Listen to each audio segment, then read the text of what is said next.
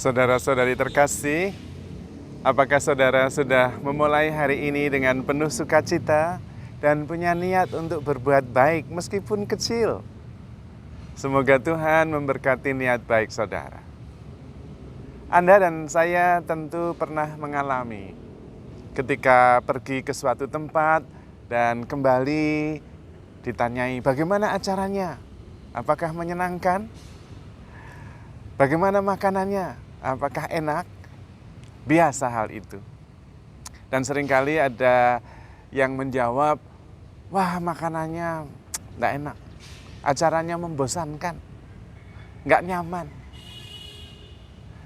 Tetapi ada orang yang kemudian mengatakan, wah acaranya bagus, makanannya enak, suasananya menyenangkan.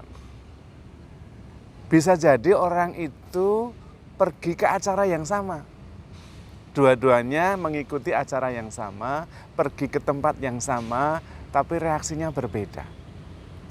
Reaksi orang pertama yang mengatakan bahwa acaranya membosankan, makanannya tidak enak, itu bisa jadi adalah orang yang memang sudah terbiasa menentukan dan menilai sebuah acara sesuai dengan seleranya tentu. Tetapi orang yang kedua itu sebetulnya tidak tergantung acara dan makanan. Menurut dia semua makanan enak, semua acara menarik. Kenapa bisa?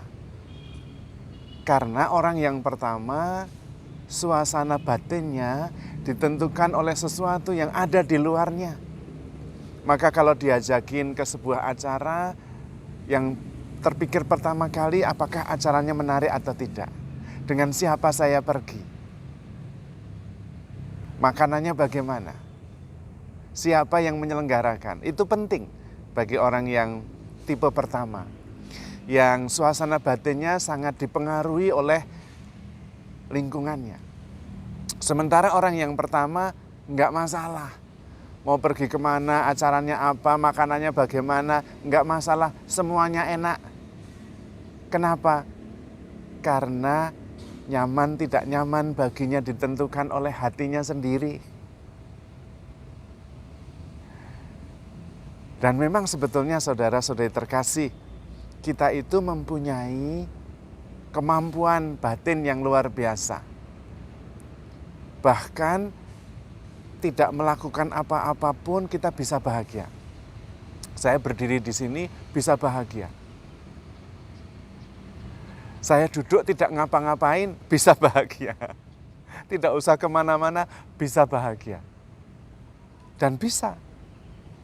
Tidak harus pergi kemana, pemandangan yang indah untuk menemukan suasana batin yang bahagia. Enggak.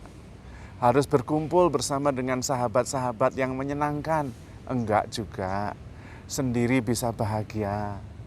Enggak ngapa-ngapain bisa bahagia.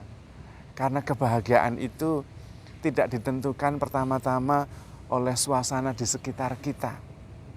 Tetapi oleh proses batin yang terjadi di dalam. Kalau hati kita itu penuh kasih dan penuh syukur, maka kita bisa bahagia di mana-mana. Karena itu Tuhan Yesus mengatakan, hendaklah kalian saling mengasihi seperti aku mengasihi kamu. Karena itulah kunci kebahagiaan. Kunci kebahagiaan itu dalam mengasihi. Dengan mengasihi itu kita bahagia.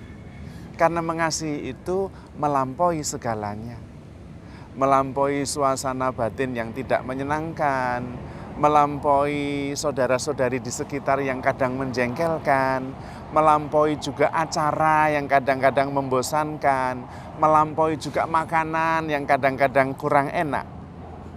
Karena dengan mencintai itu ada daya ilahi yang transenden, yang membuat kita lebih sadar bahwa hidup ini penuh dengan mujizat dan penuh dengan syukur, penuh dengan makna juga. Bisa jadi makanan yang tidak enak justru menyehatkan. Nah, ada maknanya. Acara yang tidak menyenangkan membuat dia lebih bersyukur ketika sendirian. Karena hatinya penuh cinta kasih. Yang ada ketika acara tidak menyenangkan, malah kasihan dengan penyelenggaranya.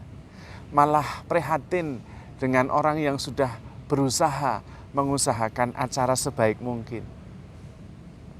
Dan kemudian belajar untuk menghargai apapun juga. Nah, itu yang terjadi kalau hati penuh cinta kasih. Maka yang paling penting justru adalah keterbukaan. Menghadapi hidup sebagai sebuah anugerah yang membutuhkan keterbukaan batin untuk selalu bisa menyambutnya dengan antusias apapun yang terjadi. Karena sadar bahwa lahir itu sudah untung. Anda punya modal apa-apa, tahu-tahu lahir. Diberi modal besar yaitu kehidupan. Kemudian diberi modal lebih besar lagi kesehatan, kemudian diberi modal lagi kesadaran, kemudian diberi modal lagi pengalaman, kehidupan, semesta, segala-galanya. Jadi begitu lahir itu sudah untung, sudah cuan. Nggak ada ruginya, nggak punya modal, nggak pakai modal. Maka sepanjang hidup adalah keuntungan. Dan kalau mengenal Kristus, lebih untung lagi. Karena kemudian bukan hanya diberi modal kehidupan di dunia ini, tetapi juga diberi anugerah kehidupan yang kekal, mulia, bahagia selamanya. Wah, luar biasa sekali.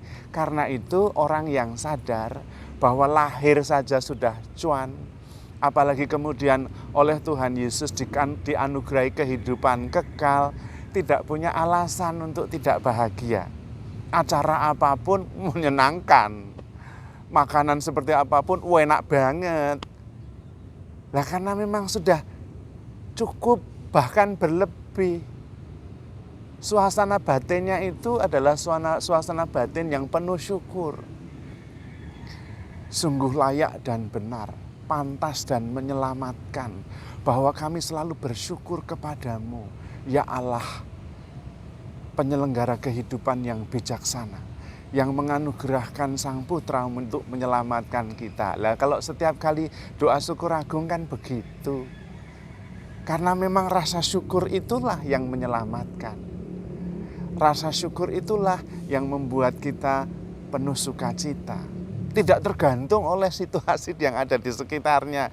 Lawang situasi yang di sekitarnya itu sudah menguntungkan bagi kita kok. Begitu lahir gitu kita sudah untung.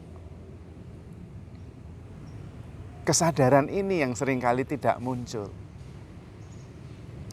Sadar bahwa hidup itu penuh dengan anugerah, penuh dengan kejutan yang menakjubkan, penuh dengan mujizat.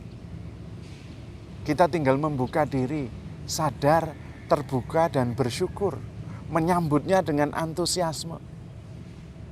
Lalu hidup adalah sebuah pujian akan kebaikan Tuhan yang luar biasa. Maka saudara-saudari terkasih, daripada mencari sumber kebahagiaan di luar sana, mari kita masuk ke dalam dan kemudian menemukan Tuhan yang terus menganugerahkan keselamatan, kebahagiaan melalui rahmat yang tidak ada habisnya. Sejak kita dilahirkan sampai nanti kita kembali ke pangkuan Tuhan. Dan hidup kemudian adalah syukur, adalah pujian, adalah antusiasme, adalah kegembiraan. Karena segalanya dianugerahkan mengalir dari cinta Tuhan yang tanpa batas. Karena itu saudara-saudari terkasih, handle yourself with care because you are loved. Tuhan memberkati.